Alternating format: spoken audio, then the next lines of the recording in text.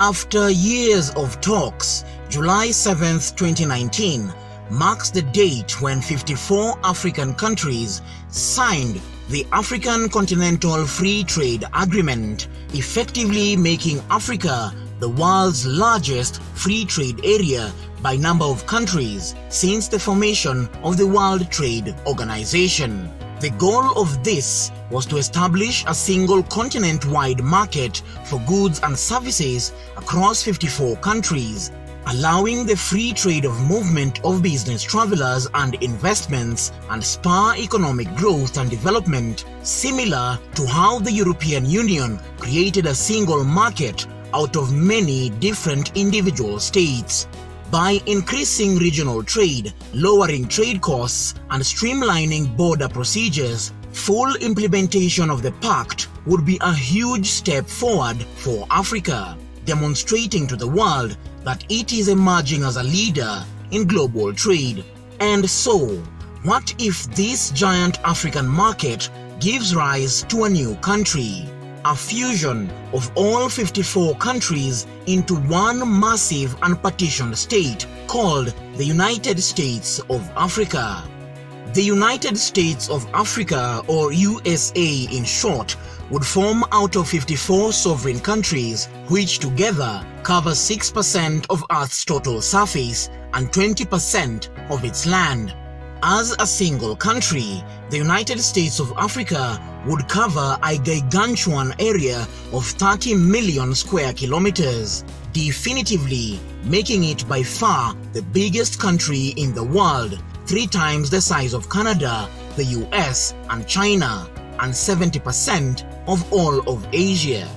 The total population here would be 1.3 billion, meaning the United States of Africa would come out as only the 3rd most populated country in the world, still behind China and India.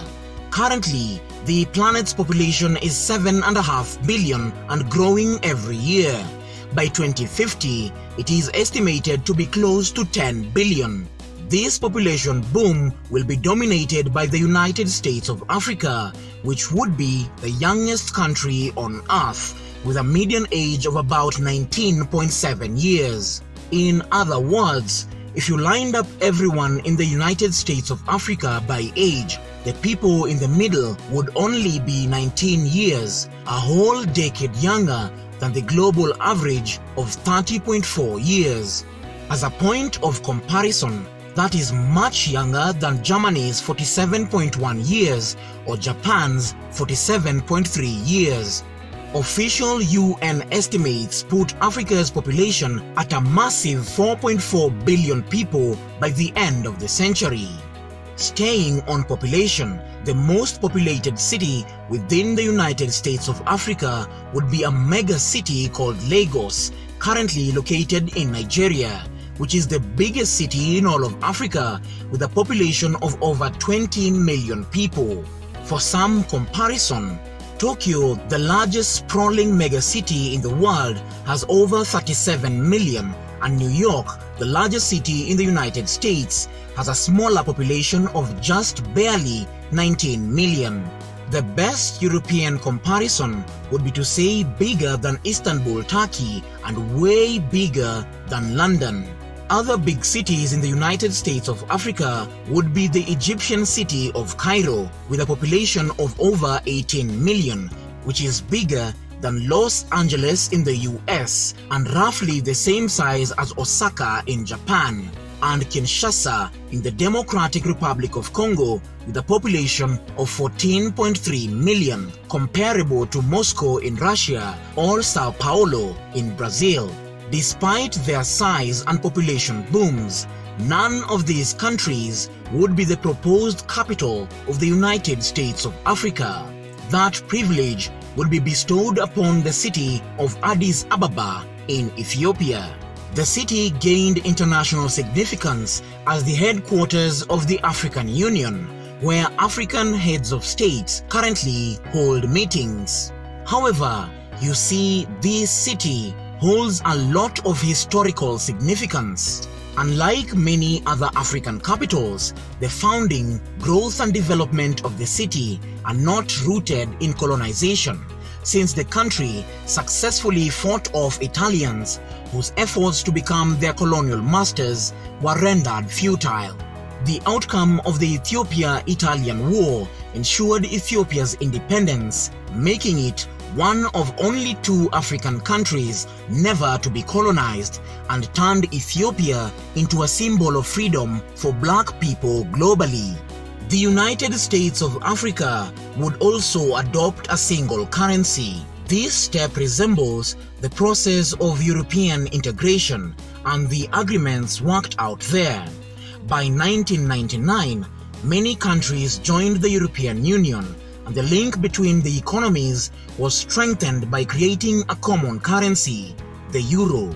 Similarly, Africa's single currency would facilitate trade, lower transaction costs, and facilitate payments for a combined economy with a gross domestic product of 2.5 trillion US dollars.